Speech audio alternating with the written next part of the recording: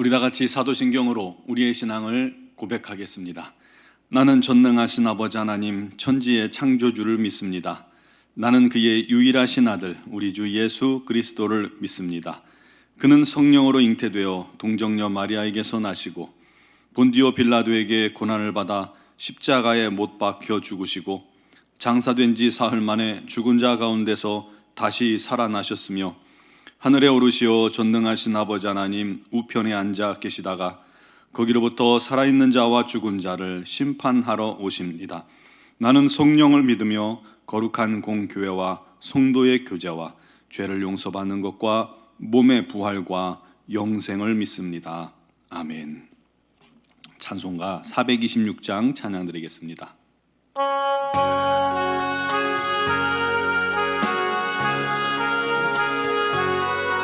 이 죄인을 완전케 하시옵고 내 맘속에 영원히 거하소서. 죄 가운데 빠졌던 몸과 마음을 빈 눈보다 너에게 하옵소서. 눈보다 더욱 희어지게 씻어서 정결케 하옵소서. 저 보좌에 앉으신 주 예수여 이 몸 주께 드리니 받으소서. 내 마음과 지식도 드리오니 빈 눈보다 너에게 하옵소서.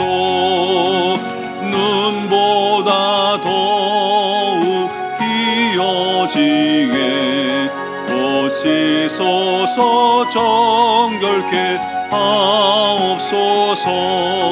그 상하신 발 아래 엎드려서 날 깨끗게 하시기 원합니다. 날 정결케 하는 피 믿사오니 빈 눈보다 너에게 하옵소서.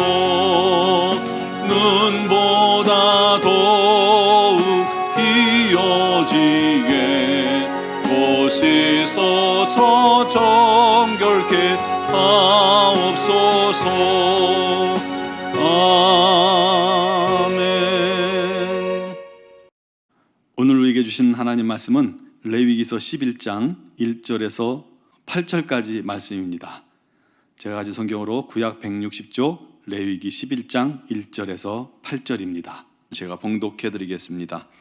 여호와께서 모세와 아론에게 말씀하여 이르시되 이스라엘 자손에게 말하여 이르라. 육지의 모든 짐승 중 너희가 먹을 만한 생물은 이러하니 모든 짐승 중 굽이 갈라져 쪽발이 되고 새김질하는 것은 너희가 먹되 새김질하는 것이나 굽이 갈라진 짐승 중에도 너희가 먹지 못할 것은 이러하니 낙타는 새김질은 하되 굽이 갈라지지 아니하였으므로 너희에게 부정하고 사반도 새김질은 하되 굽이 갈라지지 아니하였으므로 너희에게 부정하고 토끼도 새김질은 하되 굽이 갈라지지 아니하였으므로 너희에게 부정하고 돼지는 굽이 갈라져 쪽발이로 돼 새김질을 못함으로 너희에게 부정하니 너희는 이러한 고기를 먹지 말고 그 주검도 만지지 말라. 이것들은 너희에게 부정하니라. 아멘. 우리가 레위기를 계속 말씀을 읽어나가고 있습니다. 이 레위기를 읽을 때 항상 생각해야 할 단어가 있어요. 그것은 규례와 거룩입니다. 거룩이란 단어는 히브리어로 구별하다라는 뜻에서 파생된 겁니다. 그래서 거룩과 구별을 혼용하는데요. 사실은 이 구별은 거룩으로 가는 과정이다라고 생각하는 게 더 정확할 것 같습니다. 즉 먼저 따로 구별하고 그 다음 그들을 거룩하게 하는 연결된 그런 과정인 것이죠. 예를 들어서 하나님께서 제사장을 세우기 위해서 아론과 그의 자녀들을 선택하셨고 구별하셨죠. 그래서 그들을 씻기셨어요. 속옷과 겉옷을 입히시고 에봇을 입히시고 흉패를 붙이고 흉패에 우림과 둠밈 판결의 그 돌을 넣고 또 머리에 관을 씌우고 관유를 붓습니다. 복장을 갖추게 하는 것이죠. 이거는 구별이에요. 그리고 이들을 더 거룩하기 위해서 속죄제를 드리고 또 번제를 드리고 또 위임식 순양을 드리게 합니다. 그리고 무교병과 전병 위에다가 오른쪽 뒷다리를 얹어서 요제를 드렸습니다. 요제는 앞뒤로 이렇게 흔들어서 드리는 것입니다. 거제라고 있죠. 거제는 들어서 바치는 것을 말합니다.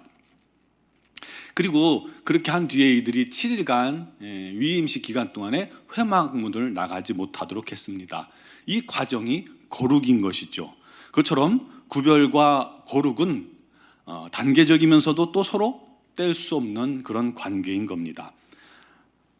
그리고 11장에서 15장까지는 이스라엘 백성들이 이제 하나님의 백성으로서 거룩하게 살아가도록 결례, 즉 정결에 관한 것을 가르쳐 주고 계십니다. 그래서 11장에는 먹는 음식물에 관한 정한 짐승과 부정한 짐승을 구분하고 12장에서 13장에는 정결한 몸과 부정한 몸에 대해서 또 의복의 정결과 부정을 구별하게 합니다.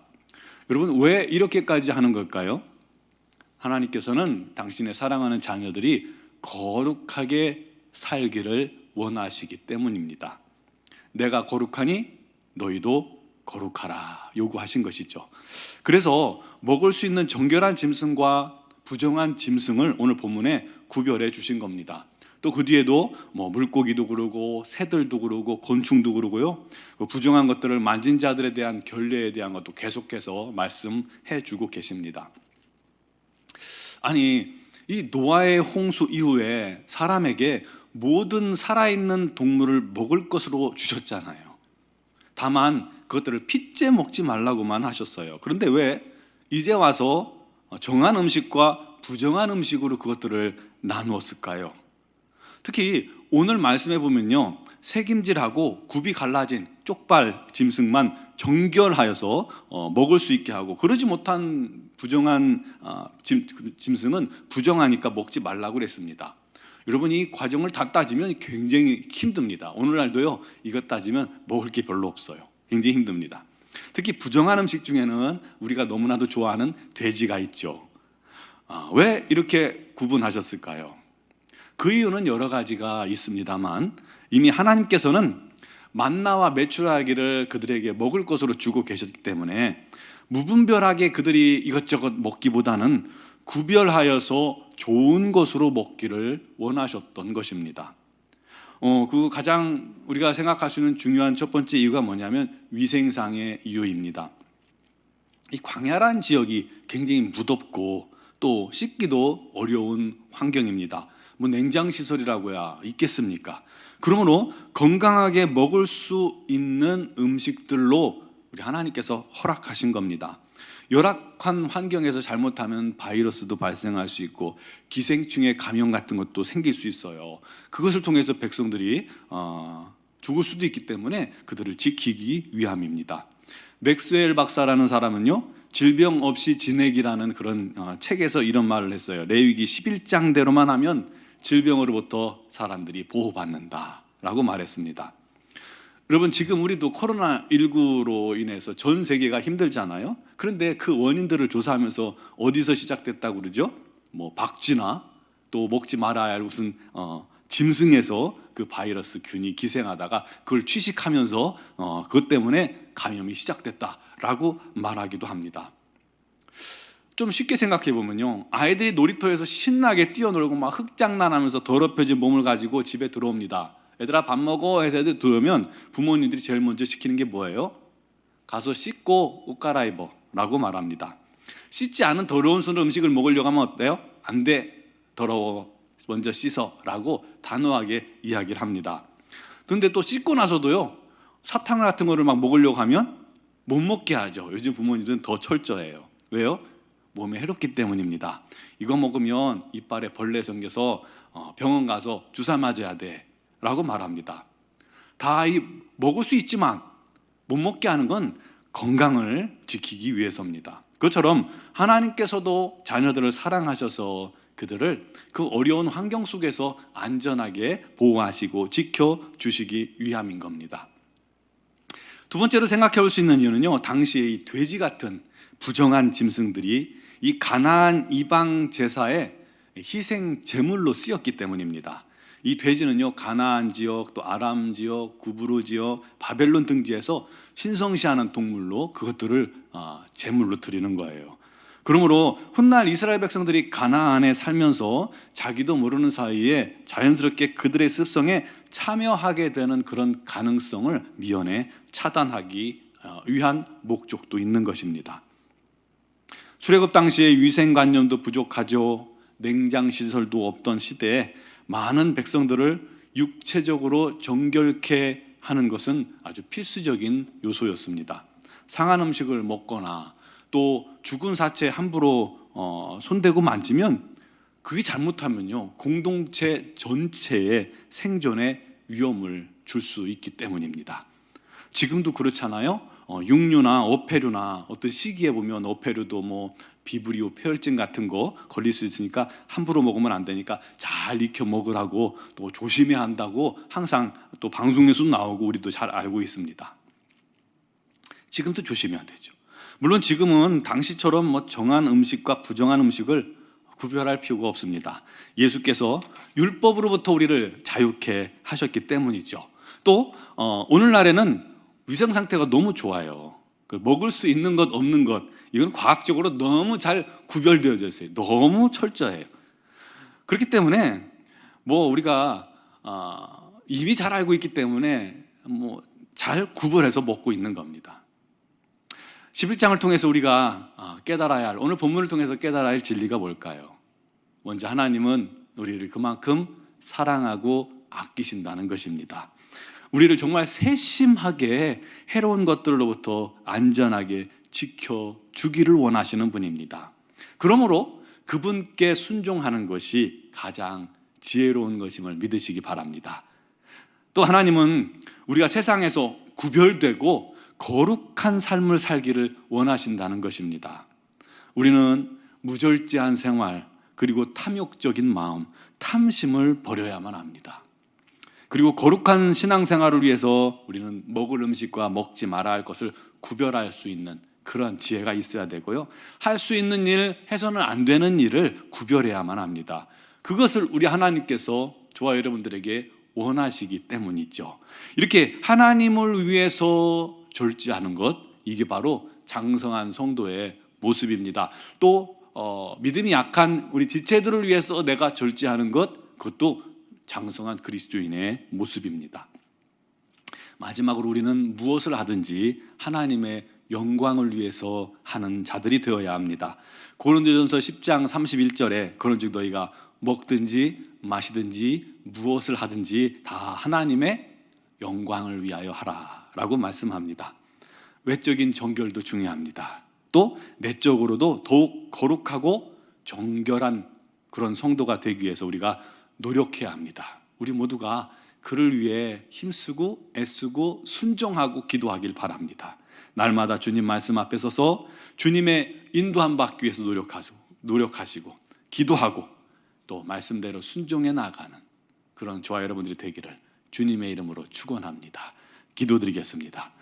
고마우신 하나님, 사랑하시는 하나님, 우리를 세상에서 구별하시고 택하시고 거룩하게 하시고 또 우리 하나님의 자녀 삼으시고 이 세상 사는 동안에 또다시 거룩한 삶을 살기를 원하시는 하나님, 우리가 주님의 인도하심과 주님의 말씀에 날마다 순종함으로 말미암아 이 어두운 세상에서 빛 가운데 살게 해주시고 아버지 하나님이 죄 많은 세상에서 거룩한 하나님의 자녀로서의 삶을 살기에 부족함이 없게 하여 주옵소서. 그를 위해서 절제하게 해주시고 그를 위해서 또 날마다 우리 하나님을 하나님 앞에 나와 묻고 또 질문하며 우리 하나님의 뜻에 순종하는 저희들이 되게 하여 주시옵소서. 먹든지 마시든지 오직 우리 하나님의 영광만을 위해서 할 수 있는 성숙한 하나님의 자녀들이 다 되게 하여 주옵소서. 오늘도 주 앞에 나와서 기도하는 사랑하는 성도들의 모든 간구와 기도를 우리 하나님께서 하시나니 응답하여 주시옵고 주님의 뜻을 가르쳐 주시옵고 우리 하나님의 은혜가 그 삶에 또 오늘 하루의 삶 속에 넘쳐나서 감사의 제목이 가득하게 하여 주시옵소서. 260일 또 공동체 성경 읽기를 진행 중에 있습니다. 벌써 10%가 지나가고 있습니다. 우리 하나님께서 함께 하셔서 모든 성도들이 최선을 다해 주의 말씀 앞에 서게 하시고 그 말씀 들을 때마다 하나님의 귀하신 은혜가 넘치게 해주시고 말씀에 순종하는 심령마다 우리 하나님의 복이 가득하게 하여 주시고 감사의 제목이 끊이지 않는 귀한 성도들의 가정 되게 하여 주옵소서. 미얀마를 주님 긍휼히 여기시고 미얀마에 파송된 김은경 범한규 선교사님, 이선희 양은순 선교사님 그리고 모든 선교사님들을 우리 하나님께서 주의 날개 그늘 아래 보호하시며 안전하게 인도하여 주시고 아버지 하나님 그곳에서 주의 복음을 전하기에 어려움이 없도록 우리 하나님께서 모든 환경을 도와주시옵소서.